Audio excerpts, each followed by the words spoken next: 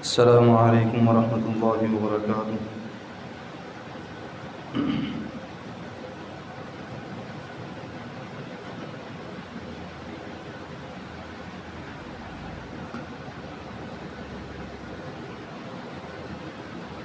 ان الحمد للہ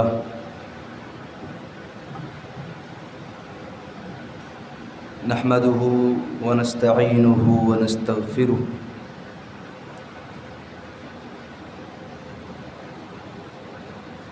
ونعوذ باللہ من شرور انفسنا ومن سیئات اعمالنا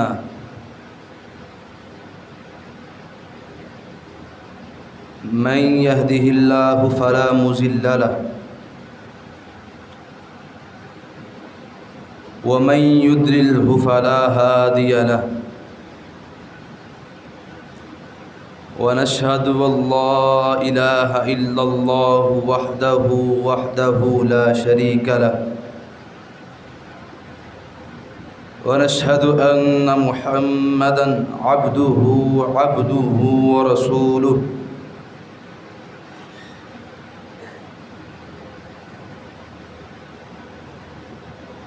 اللهم صل على محمد وعلى آل محمد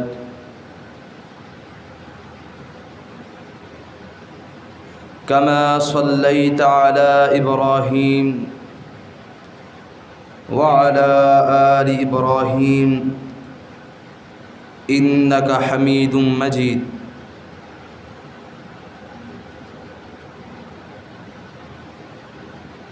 اللهم بارك على محمد وعلى آل محمد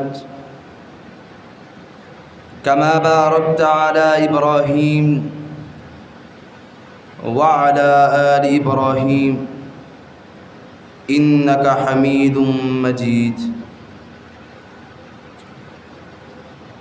أما بعد فإن خير الحديث كتاب الله وخير الهدي هدي محمد صلى الله عليه وآله وسلم وشر الأمور محدثاتها وكل محدثة بدعة وكل بدعة ضلالة وكل ضلالة في النار۔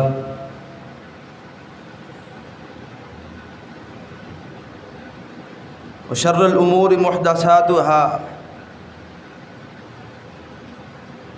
وكل محدثة بدعة وكل بدعة ضلالة وكل ضلالة في النار۔ أعوذ بالله من الشيطان الرجيم، بسم الله الرحمن الرحيم۔ يا أيها الذين آمنوا اتقوا الله حق تقاته ولا تموتن إلا وأنتم مسلمون۔ يا أيها الناس اتقوا ربكم الذي خلقكم من نفس واحدة وخلق منها زوجها وبث منهما رجالا كثيرا ونساء واتقوا الله الذي تساءلون به والأرحام إن الله كان عليكم رقيبا۔ يا أيها الذين آمنوا اتقوا الله وقولوا قولا سديدا يصلح لكم أعمالكم ويغفر لكم ذنوبكم ومن يطع الله ورسوله فقد فاز فوزا عظيما۔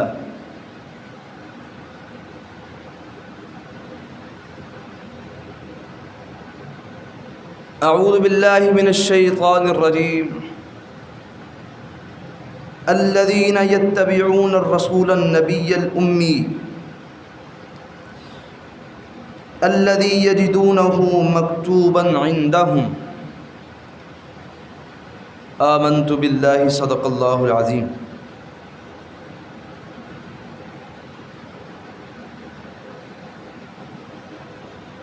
ہر قسم کی حمد و ثنا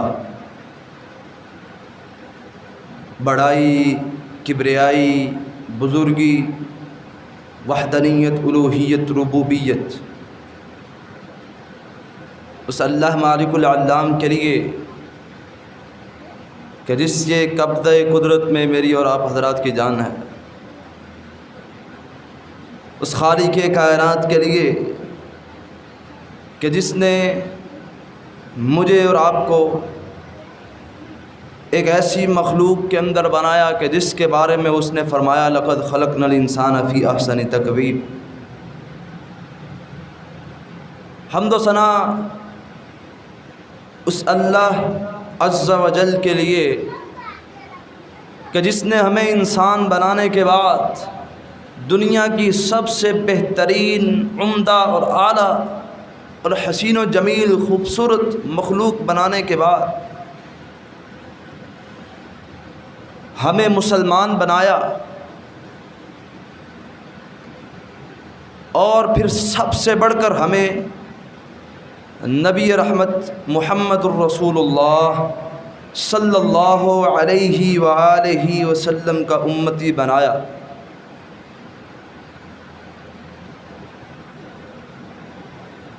حمد و ثنا اس خالق کائنات کی کہ جس نے ہمیں ایک ایسے ماحول میں کہ جو ماحول انسان کو انسانیت سے دور کر رہا ہے، ایک ایسے معاشرے میں کہ جو معاشرہ فطرت کی خلاف ورزی کر رہا ہے، انسانیت کی خلاف ورزی کر رہا ہے، حیوانیت کو پروٹوکول دے رہا ہے، ایک ایسے معاشرے کے اندر اللہ رب العزت نے ہمیں ایمان جیسی اعلیٰ دولت سے مالا مال فرمایا۔ مختصر سی حمد و ثنا کے بعد ان گنت لا تعداد بے شمار درود و سلام ہوں آقائے دو جہاں، پیغمبر آخر الزماں، سرور کونین، سید تاجدار انبیاء، سید الرسل، سید الانسان، سید الانبیاء، جناب محمد الرسول اللہ صلی اللہ علیہ وآلہ وسلم کی ذات اقدس و اعلیٰ و بالا۔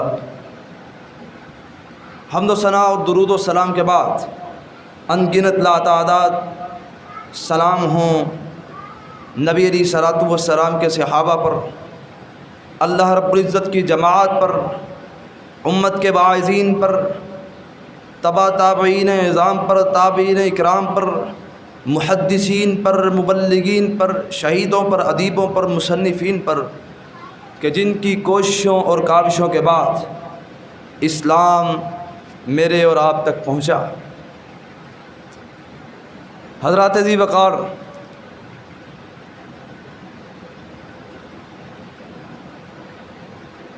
اللہ رب العزت کی توفیق کے ساتھ آج ہم قریباً 7 دن کے بعد پھر اللہ رب العزت کے گھر میں اکٹھے ہوئے۔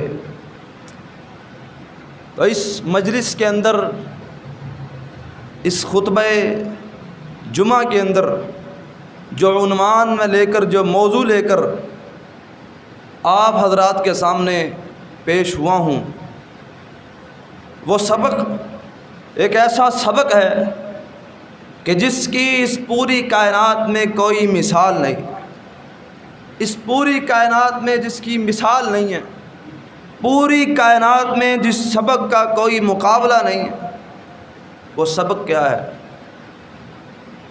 میں آج آپ حضرات کے سامنے نبی رحمت محمد الرسول اللہ صلی اللہ علیہ وآلہ وسلم کی سیرت طیبہ، ان کی پاک زندگی کے حوالے سے 2-3 باتیں آپ حضرات کے سامنے رکھوں۔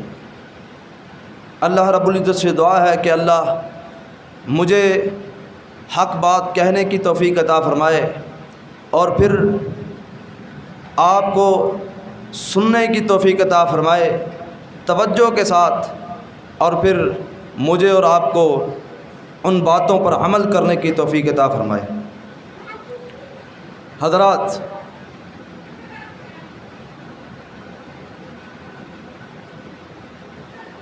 ہر بندہ اس حقیقت سے واقف ہے کہ اس کائنات میں سب سے اعلیٰ اور عرفہ اللہ رب العزت نے اگر کسی کو بنایا ہے تو وہ محمد الرسول اللہ صلی اللہ علیہ وآلہ وسلم۔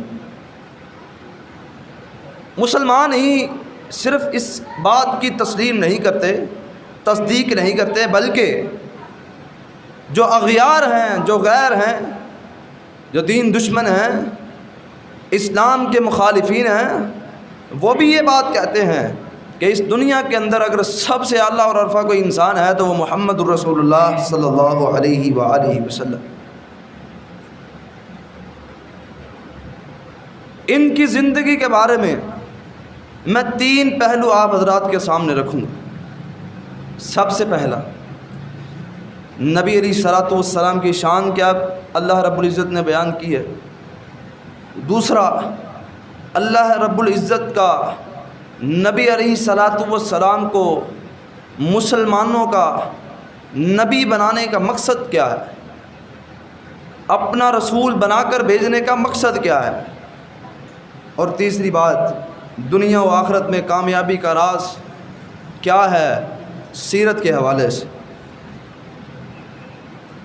حضرات، سب سے پہلی بات، شان مصطفیٰ صلی اللہ علیہ وآلہ وسلم۔ اللہ رب العزت نے قرآن مجید کی اس آیت مبارکہ جو میں نے آپ حضرات کے سامنے خطبہ جمعہ کے بعد تلاوت کی ہے، الذین یتبعون الرسول النبی الامی الذین یجدونہ مکتوبا عندہم، اس میں اللہ رب العزت کہتے ہیں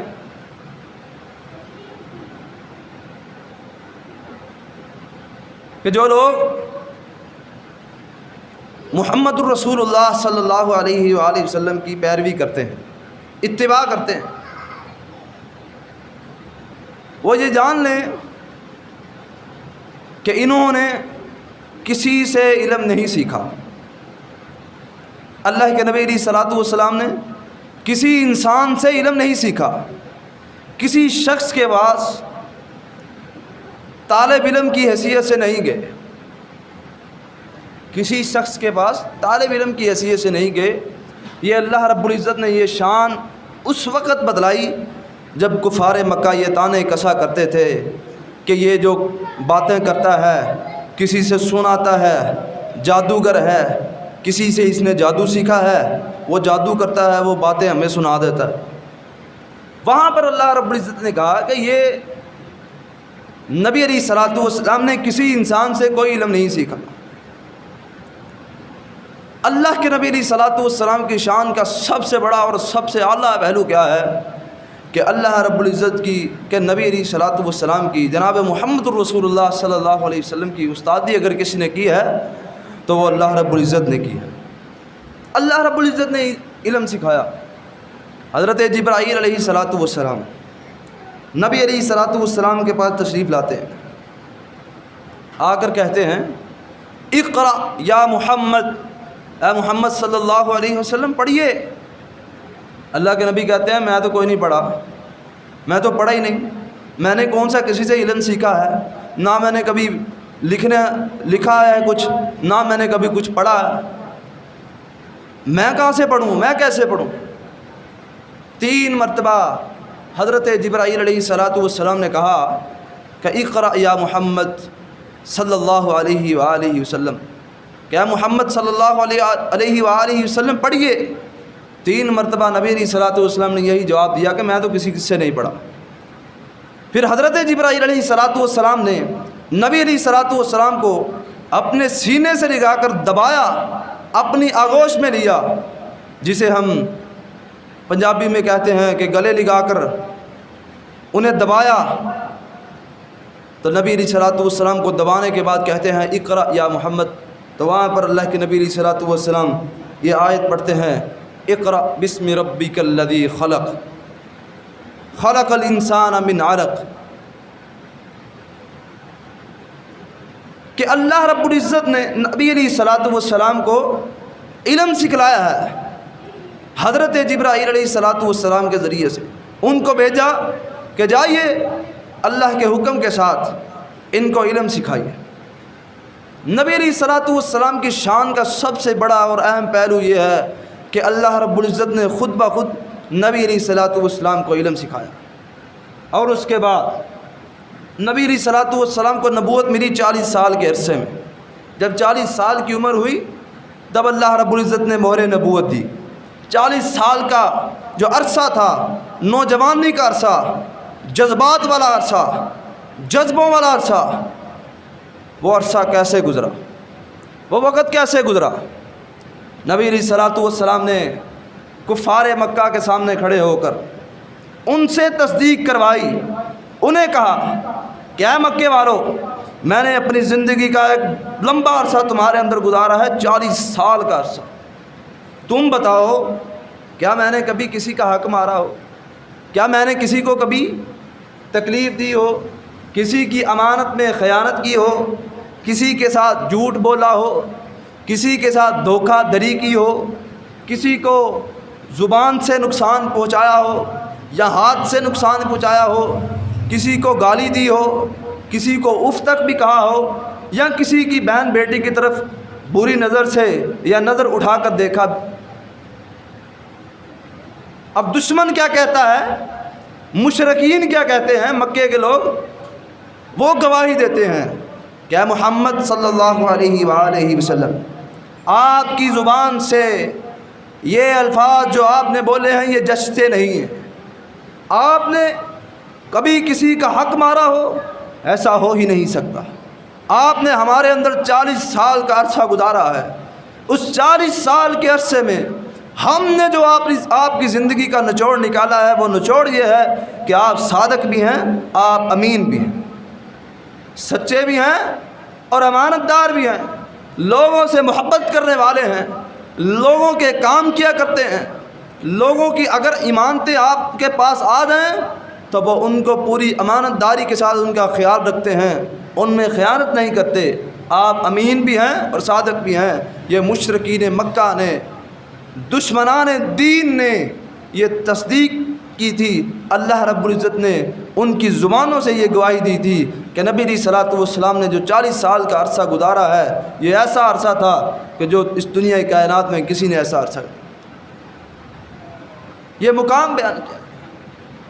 اور اس کے بعد نبی علیہ الصلوۃ والسلام کا مقام آج سے قرآن مجید سے پہلے، امت محمدیہ سے پہلے جتنی پہلے امتیں گزری، قومیں گزری، کتابیں آئیں، تورات آئی، انجیل آئی، زبور آئی، ان تینوں کتابوں کے اندر اللہ رب العزت نے نبی علیہ الصلوۃ والسلام کا تذکرہ کیا کہ ایک ایسے پیغمبر آئیں گے آخر پہ، اگر وہ تمہاری زندگی میں آ جائیں، ہر نبی کو کہا کہ اگر وہ تمہاری زندگی میں آ جائیں تو تم اپنی نبوت کو چھوڑ کر ان کی پیروی کرو گے۔ اور یہ بات لوگوں کو بھی بتلائی گئی۔ یہودیوں کو حضرت یوسف علیہ الصلوۃ والسلام، حضرت یعقوب علیہ الصلوۃ والسلام، حضرت موسیٰ علیہ الصلوۃ والسلام، انہوں نے یہودیوں کو ہر بار یہ بتلایا کہ ایک ایسے پیغمبر آئیں گے اس دنیا میں کہ جن کا نام احمد ہوگا، اگر وہ ہماری زندگی میں آ جائیں تو تم نے ہماری نبوت کو چھوڑ کر ان کا امتی ہونے کا اقرار کرنا۔ اس کے بارے میں اللہ رب العزت نے قرآن مجید کے اندر فرمایا، الذین یجدونہ مکتوبا عندہم فی التوراۃ والانجیل۔ اللہ رب العزت کہتے ہیں کہ ہم نے آپ صلی اللہ علیہ وآلہ وسلم کے تذکرے کو تورات میں بھی ذکر کیا، انجیل میں بھی بتایا، اور اسی طرح سورۃ الصف، قرآن مجید کی ایک سورت ہے سورۃ الصف کے نام سے، اس کی آیت نمبر 6 کے اندر اللہ رب العزت فرماتے ہیں، وَإِذْ قَالَ عِيسَى ابْنُ مَرْيَمَ يَا بَنِي إِسْرَائِيلَ إِنِّي رَسُولُ اللَّهِ إِلَيْكُمْ مُصَدِّقًا لِمَا بَيْنَ يَدَيَّ مِنَ التَّوْرَاةِ وَمُبَشِّرًا بِرَسُولٍ يَأْتِي مِن بَعْدِ اسْمُهُ أَحْمَدُ۔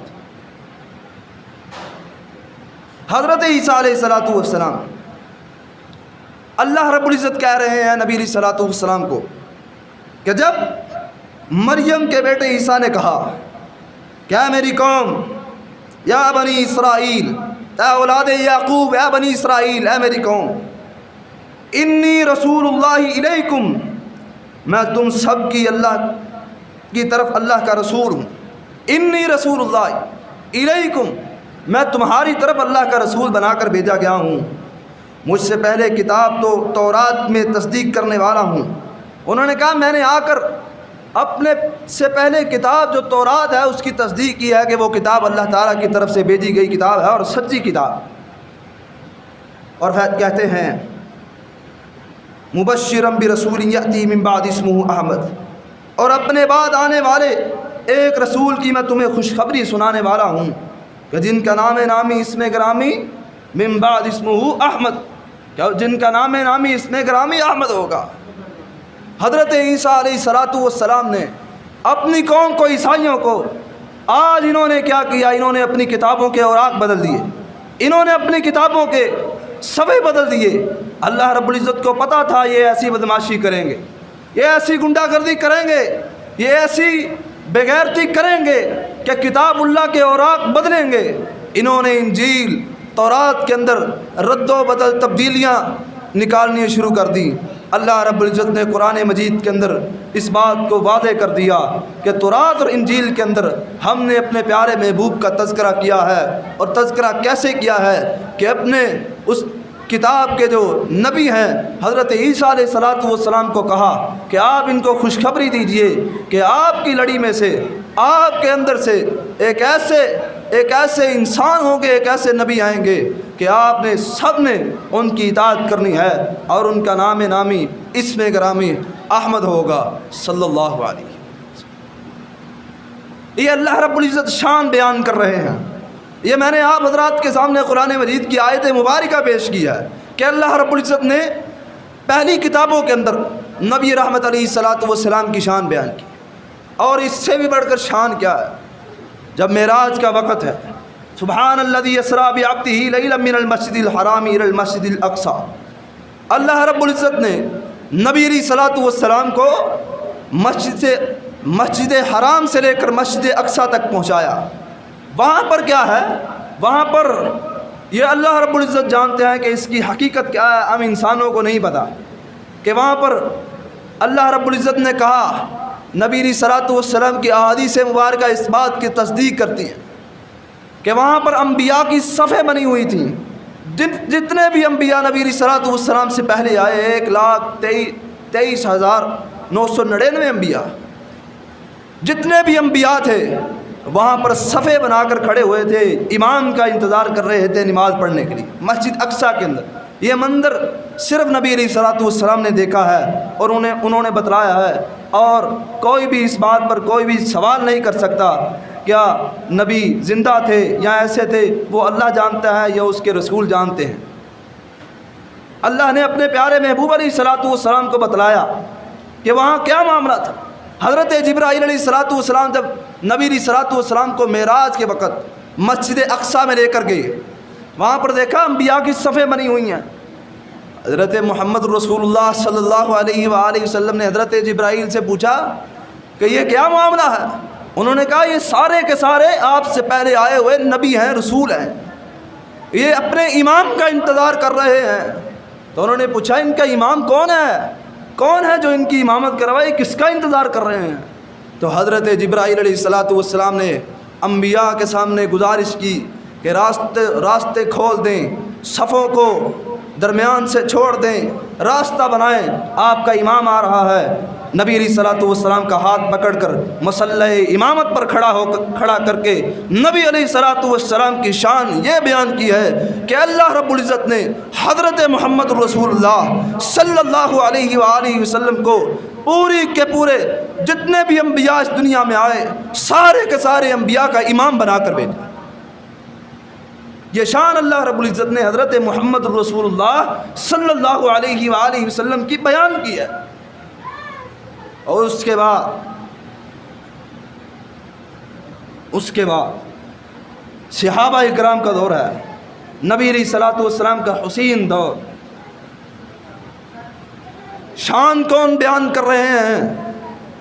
جانوروں کی حرکتیں جانوروں کے کام بتلا رہے ہیں، ان کی حرکتیں بتلا رہی ہیں جو جانور تھے۔ عرب میں ایک مایانات جانور پایا جاتا تھا، اب بھی ہے، جس کو ہم اونٹ کہتے ہیں۔ یہ عرب کا ایک بہت دانشور جانور ہے، اس کو بہت فوقیت دیتے ہیں، بڑی حیثیت ہے اس کی عرب کے اندر۔ نبی علیہ الصلوۃ والسلام قربانی کے موقع میں ہاتھ میں قربانی کرنے والا، ذبح کرنے والا آلہ پکڑا ہے۔ یہ ایسی ایک بات ہے کہ جس کو سن کر ہر اس انسان کا دل بہل اٹھے کہ جو اللہ کے نبی علیہ الصلوۃ والسلام سے دل سے محبت کرتا ہے۔ ہاتھ میں قربانی کرنے والا آلہ پکڑا ہوا ہے۔ ابو داؤد شریف کے اندر حدیث موجود ہے، سارا کا سارا واقعہ صحابہ کرام نے نقل کیا ہے کہ ہاتھ میں قربانی کرنے والا، ذبح کرنے والا آلہ پکڑا ہے، چھری پکڑی ہے یا نیزہ پکڑا ہے۔ نبی علیہ الصلوۃ والسلام استبل میں داخل ہوئے، اونٹوں کے استبل میں داخل ہوئے قربانی کرنے کے لیے۔ صحابہ اکرام کہتے ہیں ہم وہ منظر دیکھ رہے ہیں، ایک ایسا منظر ہم نے دیکھا، صحابہ کہتے ہیں کہ جس منظر کو کوئی جاہل دیکھ لے، کوئی کافر دیکھ لیتا تو آنکھیں بند کر کے نبی علیہ الصلوۃ والسلام کا کلمہ پڑھ لیتے۔ وہ منظر کیا تھا؟ اونٹ، کہتے ہیں اونٹ ابل آپس میں جھگڑ رہے ہیں، آگے بڑھنے کی کوشش کر رہے ہیں کہ سب سے پہلے نبی علیہ الصلوۃ والسلام میری گردن پر چھری چلائیں۔ نبی علیہ الصلوۃ والسلام کے ہاتھوں سے ذبح ہونے کے لیے اونٹ جانور آپس میں جھگڑ رہے ہیں۔ یہ نبی علیہ الصلوۃ والسلام کی شان جو ہے یہ اللہ رب العزت نے بیان کیا ہے، اور اللہ رب العزت نے صحابہ اکرام کے دلوں کے اندر اور تمام مخلوقات کے دلوں کے اندر یہ محبت، یہ شان بٹھائی ہے۔ دوسری بات، سیرت طیبہ کے حوالے سے دوسری بات اور اہم بات، سب سے اہم بات، وہ بات کیا ہے کہ نبی علیہ الصلوۃ والسلام کا اس دنیا میں آنے کا مقصد کیا تھا؟ اس دنیا میں آنے کا مقصد، ہم اپنی سیرت کی تقریروں کو مزین کرنے کے لیے، خوبصورت کرنے کے لیے ایک آیت کا سہارا لیتے ہیں، سورۃ احزاب کی، لقد کان لکم فی رسول اللہ اسوۃ حسنہ، کہ اللہ کے نبی علیہ الصلوۃ والسلام کے اسوہ حسنہ پر عمل کرو، ان کی زندگی ہمارے لیے نمونہ ہے، اس زندگی پر عمل کریں۔ یہ آیت ہر وہ بندہ، ہر وہ عالم بیان کرتا ہے جو سیرت کے موضوع پر گفتگو کرتا ہے، بات کرتا ہے، یہ آیت ضرور پڑھتا ہے، لقد کان لکم فی رسول اللہ اسوۃ حسنہ۔ یہ اسوہ حسنہ کیا ہے؟ اسوہ حسنہ کیا ہے؟ علماء نے بتلایا، احادیث نے بتلایا، کتابوں میں یہ بات موجود ہے کہ مسواک کرنا، نماز پڑھنا، مسواک کرنا، دعائیں پڑھنا، نکاح وغیرہ کرنا، غریبوں کی مدد کرنا، غریبوں کے ساتھ کندھے سے کندھا ملا کر چلنا، مظلوموں کی مدد کرنا، اس کے بارے میں علماء کرام وضاحت کرتے ہیں۔ لیکن اصل میں اسوہ حسنہ کیا ہے؟ جو بات میں نے مفسرین کی کتاب میں دیکھی ہے وہ میں آپ حضرات کے سامنے رکھنا چاہتا ہوں۔ یہ سورۃ احزاب کی آیت ہے، لقد کان لکم فی رسول اللہ اسوۃ حسنہ، اور سورۃ احزاب کا دوسرا نام کیا ہے؟ سورہ خندق۔ جب خندق کا موقع تھا، غزوہ خندق تھی، نبی علیہ الصلوۃ والسلام کے جماعت کے خلاف، مسلمانوں کے خلاف پورا عالم کفر اکٹھا ہو کر مدینے کے باہر کھڑا تھا۔ مکے کے کافر، یہ بھائی سوئے ہوئے ہیں، ان کو جگا دیجیے براہ کرم، ان کو جگا دیجیے، ایک چھوڑ دیں براہ کرم، آگے ہو جائیں، گھٹنوں کو چھوڑ دیں۔ نبی علیہ الصلوۃ والسلام نے مسجد کے اندر خطبہ جمعہ کے درمیان ٹیک لگا کر اور گھٹنے پکڑ کر بیٹھنے پر منع فرمایا ہے، چونکہ اس سے سستی پڑتی ہے، توجہ دوسری طرف چلی جاتی ہے۔ اور یہاں تو الحمدللہ اللہ کے فضل سے سیرت الطیبہ کے حوالے سے گفتگو ہو رہی ہے۔ میں بات کر رہا تھا لقد کان لکم فی رسول اللہ اسوۃ حسنہ، کہ اسوہ حسنہ کیا ہے؟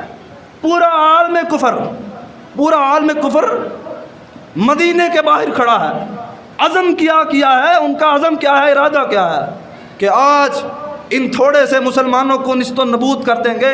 इनकी बढ़ती हुई आवाज़ है, तबलीग है, उसको दबा देंगे। आज इस्लाम का नाम ख़त्म करके ही जाएंगे, दबा कर ही जाएंगे, आज इनको दफना कर ही जाएंगे। ऐसा इरादा लेकर आए हैं। देखो, ऐसा इरादा लेकर अल्लाह की जमात के खिलाफ लड़ने के लिए आए हैं।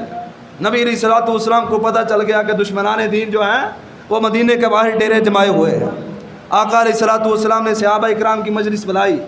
उनके अंदर जो बड़े बड़े दानश्वर सहाबा इकराम थे उनको बिठाया, उनसे मशवरा लिया।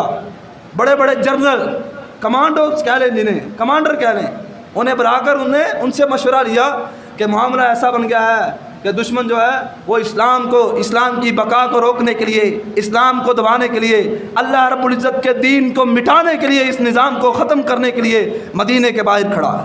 मकसद क्या है? लक़द कान लकुम फ़ी रसूलिल्लाहि उस्वतुन हसना। तवज्जो तलक बात है, मैं तवज्जो चाहता हूँ कि नबी अलैहिस्सलातु वस्सलाम ने सहाबा से मशवरा लिया।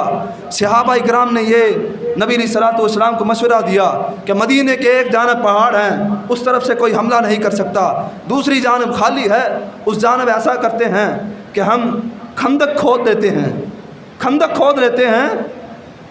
उनके लिए आने में परेशानी होगी, जो इतनी मुश्किल हालात को तोड़ता हुआ, खंदक उबूर करता हुआ पार करके इधर आने लगा तो उसको हम मार देंगे। सहाबा इकराम ने यह तरवीज़ दी। दूसरी तरफ गालिबन बनु कैनका, यहूदियों का एक कबीला था, उनको नबी अलैहिस्सलातु वस्सलाम ने ख़बरदार किया मदीने के अंदर कि अगर आज तुमने हमें हमारा साथ न दिया तो हम में से अगर कोई भी बचेगा तो वो तुम्हें छोड़ेगा नहीं। उन्होंने कहा तुमने अपनी साइड से जो है ना वो कवर करना है, सारा बॉर्डर कवर करना है। नबी अलैहिस्सलातु वस्सलाम ने खंदक खोदने का सहाबा इकराम को कहा। सहाबा इकराम खंदक खोदने लग पड़े। उस वक़्त करेने नहीं हुआ करती थी, उस वक़्त करेने नहीं हुआ करती। हर किसी ने अपने अपने आले पकड़े, औजार पकड़े, मिट्टी की खुदाई, पथरीली ज़मीन की खुदाई करनी शुरू कर दी। हालात ऐसे हैं कि खाने के लिए खाना ख़त्म हो गया, भूख लगी है सहाबा इकराम को। सहाबा इकराम ने अपने अपने पेटों पर पत्थर बांध लिए, अपने अपने पेटों पर पत्थर बांध लिए कि कहीं हमारी कमर को कोई मसला ना बन जाए। पेट खाली है, काम कर रहे हैं। हालात से तंग आकर जब सब्र की इंतहा हो गई, सहाबा इकराम नबी अलैहिस्सलातु वस्सलाम के पास तशरीफ़ ले आए कि अल्लाह के नबी, हम काम कर रहे हैं, हमने ये खंदक खोद ली है, खोद रहे हैं। हालात ऐसे हैं कि अब सब्र का पैमाना लबरेज हो रहा है, खाने के लिए कुछ नहीं है, पेट भूखे हैं 2-2 दिन से, ये पत्थर बांधे हुए हैं। नबी अलैहिस्सलातु वस्सलाम ने उनकी हालत को देखकर अपना कुर्ता, अपनी कमीज़ को उठाया तो अल्लाह के नबी अलैहिस्सलातु वस्सलाम ने अपने पेट पर 2 पत्थर बांधे हुए थे। हालात ऐसे थे, हालात ऐसे थे। अल्लाह रब्बुल इज़्ज़त ने इस मौके पर एक आयत को उतारा, लक़द कान लकुम फ़ी रसूलिल्लाहि उस्वतुन हसना। ये है नबी अलैहिस्सलातु वस्सलाम का असल और हकीकत में उसवा हसना कि अपनी ज़िंदगी को दाव पर लगा कर दीन के निज़ाम को कायम रखो, इसके लिए अपनी जान को जोखिम में डालो। ये नमाज, ये इबादतें, ये करने का हुक्म तो इस शरीयत ने दिया है, लेकिन उसवा हसना क्या है कि अपनी ज़िंदगी को दाव पर लगा दो। किस लिए? अपनी जान के लिए नहीं, अपनी ज़मीन के लिए नहीं, बल्कि दीन इस्लाम के क़याम के लिए, इस्लाम के झंडे को बुलंद करने के लिए। सहाबा इकराम ने इस मनहज को पूरा किया।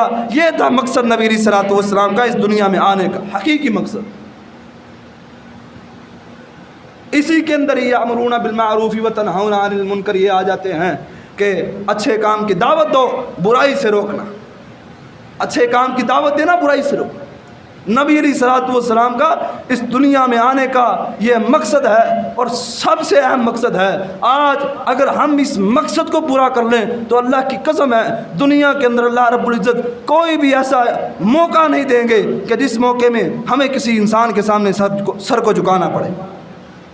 आज हम पशेमान हैं, आज हम शर्मिंदा हैं, क्योंकि हमने अल्लाह के नबी अलैहिस्सलातु वस्सलाम के मकसद को छोड़ दिया। हमने अल्लाह के नबी अलैहिस्सलातु वस्सलाम की सीरत पर अमल करना छोड़ दिया। और ये छोड़ना, ये नबी अलैहिस्सलातु वस्सलाम के मकसद को छोड़ना दूसरे अल्फाज में ये ज़ाहिर करता है कि हमें नबी अलैहिस्सलातु वस्सलाम के मकसद से मोहब्बत नहीं। नाऊज़ बिल्लाहि मिन ज़ालिक। اور یہ کسی مومن کسی مسلمان کا شیوا نہیں ہے، کسی مومن کسی مسلمان کا شیوا نہیں ہے۔ آج دیکھیے ہم نے مذہب کو تو ترویج دی ہے، ہم نے مذہب کو تو اوپر اٹھایا ہے، مذہب پر تو عمل کرتے ہیں، لیکن دین ہمارے پاس نہیں ہے، دین کا قیام نہیں ہے، نظام نہیں ہے، حکمرانی نہیں ہے، دینی نظام نہیں ہے۔ جب تک کسی قوم کا نظام نہ ہو جائے تب تک ان کے نظریے آزاد نہیں ہوتے۔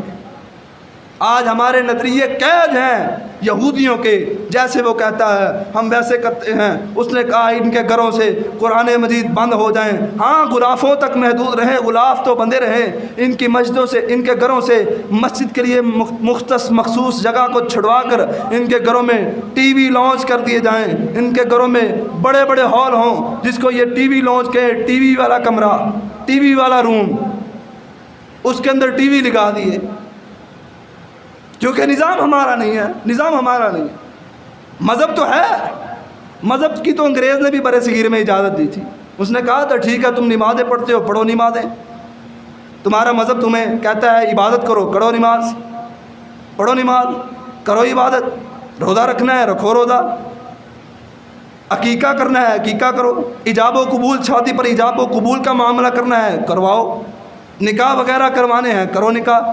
یہ تو انگریز نے کہا تھا، یہ تو انگریز نے سارے معاملات کیے تھے، بلکہ اس نے یہ بھی کہا تھا کہ تمہاری عیدیں آتی ہیں، 2 عیدیں مناؤ، خوشی سے مناؤ، تمہیں چھٹی دے دی جائے گی ان دنوں میں، انگریز نے کہا تھا۔ لیکن ہم نے یہ ملک کیوں بنایا؟ ہم نے یہ ملک پھر کیوں بنایا؟ وہ اس لیے کہ ہمارا ملک ہوگا، نظام ہمارا ہوگا، لیکن ہمارا نظام نہیں ہے، مذہب تو ہے۔ آج سے 1400 سال پہلے جب اللہ رب العزت نے نبی علیہ الصلوۃ والسلام اور ان کی جماعت کو دین اسلام کے لیے جد و جہد کرنے پر پورا کا پورا عرب فتح کر دیا تھا، تب اللہ کے نبی علیہ الصلوۃ والسلام نے ایک اعلان کیا تھا، پوری عرب کے سامنے، پورے عرب کے سامنے ایک اعلان کیا تھا۔ عرب کے اندر مسلمان بھی تھے، ان کے اندر یہودی بھی تھے، مجوسی بھی تھے، ہندو بھی تھے، مشرک بھی تھے، عیسائی بھی تھے، ان کے لیے اللہ کے نبی علیہ الصلوۃ والسلام نے اعلان کیا کہ ہاں تم اگر اب ہمارا نظام ہے، عرب ہمارا ہے، ہم نے فتح کر لیا ہے، اب حکومت ہماری ہے، ہاں اگر تم اس حکومت میں رہنا چاہتے ہو، اگر تم چھوڑ کے جانا چاہتے ہو تو جاؤ، اگر تم یہاں رہنا چاہتے ہو تو سب سے پہلی بات ہمیں ٹیکس دینا پڑے گا، جزیہ دینا پڑے گا۔ یہ تو تھی ان کے لیے سزا۔ دوسری بات، ان کے لیے نبی علیہ الصلوۃ والسلام نے ان کو کہا ہاں تمہیں یہ بھی چھوٹ ہے کہ تم اپنے مذہب کے مطابق رہو، جس طرح تمہارا مذہب کہتا ہے تم کرو، تم اپنی عبادت کرو جس طرح کرنا چاہتے ہو، لیکن اگر نظام میں مداخلت کرنے کی کوشش کی تو پھر ہم بھول جائیں گے کہ تم ہماری رعایا کے لوگ ہو۔ نظام نہیں تمہارا ہوگا، نظام دین اسلام کا ہوگا، دین کا نظام ہوگا، نظام ہمارا ہوگا، قانون ہمارا ہوگا۔ اگر اس بات پر متفق ہو تو ٹھیک ہے رہو، نہیں ہو اگر لڑنا چاہتے ہو تو آ جاؤ میدان میں، 2 ہاتھ ہو جاتے۔ 1400 سال پہلے ہمارے لیڈر نے، اس دنیا کائنات کے سب سے افضل انسان نے یہ بات کی تھی، یہ بات کی تھی کہ دین کا نظام ہوگا، دین اسلام کا نظام ہوگا، تم یہاں رہو گے تو ٹیکس دینا پڑے گا، ہمارے ماتحت چلنا پڑے گا۔ لیکن آج سے 15 سے 20 سال پہلے امریکہ کا صدر، عیسائیوں کا صدر بش، وہ یورپ کے اندر بیٹھ کر اعلان کرتا ہے، کیا اعلان کرتا ہے؟ کہتا ہے کہ مسلمانوں تم رہو یورپ کنٹریوں میں، اپنے مذہب کے مطابق رہو، نماز پڑھنی ہے نماز پڑھو۔ کئی مسلمانوں نے تو ایسا بھی کیا، برطانیہ کے اندر ہمارے کچھ ایسے بھی پہچاننے والے ہیں کہ انہوں نے وہاں پر چرچ خریدے، ان کو خرید کر مسجدیں بنائی، انہوں نے کچھ نہیں کہا، انہوں نے کہا اپنے مذہب کے مطابق رہو، نماز پڑھنی نماز پڑھو۔ بلکہ عید کے دنوں پہ انہوں نے ان کو باقاعدہ ایک ایسا سسٹم ایجاد کیا کہ مسلمانوں کے لیے چیزیں سستی کر دیں عید کے موقعوں میں۔ ہمارے ہاں کیا ہوتا ہے؟ ہمارے ہاں کیا ہوتا ہے؟ عید کا موقع ہے، 10 کی چیز ہے 20 کی دیں گے، کیا ہے جی عید ہے، عید ہے، یہ مسلمانوں کا حلیہ ہے۔ وہاں پر عیسائی کیا کہہ رہا ہے؟ کہہ رہا ہے یہاں رہو جیسے مرضی رہو، مذہب کے مطابق رہو، مذہب کے مطابق رہو، روزے رکھو، افطاریاں کرواؤ، جاؤ تمہیں سب سے بڑی چھوٹ دیتا ہوں، ایک افطاری تمہیں ایک مہینے رمضان المبارک کی ایک افطاری تمہیں وائٹ ہاؤس میں کرنے کی اجازت دیتا ہوں، جاؤ وہاں پر افطاری کروا لو۔ لیکن نظام ہمارا ہوگا، نظام ہمارا ہوگا، نظام عیسائیت کا ہوگا، نظام تمہارا نہیں آنے دیں گے، قانون تمہارا نہیں چلے گا۔ دیکھیے آج سے 1400 سال پہلے یہی بات نبی علیہ الصلوۃ والسلام نے کی ہے، اور ہماری نااہلی اور پستی کیا ہے کہ ہم نے نبی علیہ الصلوۃ والسلام کے مقصد کو، منہج کو چھوڑ دیا کہ 15 سے 20 سال پہلے ایک عیسائیوں کا ایک حکمران ہمیں یہ وارننگ دے رہا، ہمیں یہ وارننگ دے رہا۔ آپ اپنے اندر جھانک کر دیکھیے کہ ہمارے حالات ایسے ہیں، ہمارے ایمان کے حالات ایسے ہیں، ہماری نبی علیہ الصلوۃ والسلام کے محبت کے حالات ایسے ہیں، پھر ہم اپنے حکمران کو گالیاں کیوں دیتے ہیں جبکہ ہم خود غلط ہیں؟ جبکہ ہم خود غلط ہیں، ہم اپنی حکومت کو گالیاں کیوں دیتے ہیں؟ ہم گالی تو تب دینا، ہمارا ان کو برا بلا کہنے کا مقصد تب کامیاب ہو، تب یہ بات کامیاب ہو جب ہم نے کچھ کیا ہو، ہم نے دین کے نظام کے لیے کیا کیا، ہم نے دین کے نظام کے لیے کیا کیا۔ نبی علیہ الصلوۃ والسلام کے اس دنیا میں آنے کا سب سے اہم اور سب سے بڑا مقصد ان کے آنے کا یہ مقصد تھا کہ دین کا نظام قائم ہو۔ آج ہمیں بحیثیت مسلمان نبی علیہ الصلوۃ والسلام کا محب کہلانے کے لحاظ سے ہمیں دین کے نظام کے لیے، دین کے قیام کے لیے جد و جہد کرنی ہوگی، ہر مقام پر جد و جہد کرنی ہوگی۔ اللہ رب العزت سے دعا ہے کہ اللہ رب العزت ہمیں صحیح معنوں کے اندر سیرت طیبہ پر عمل کرنے کی توفیق عطا فرمائے، اسوہ حسنہ پر توفیق عطا فرمائے، نبی علیہ الصلوۃ والسلام کے مقام کو سمجھنے کی توفیق عطا فرمائے۔ وآخر دعوایا ان الحمد للہ۔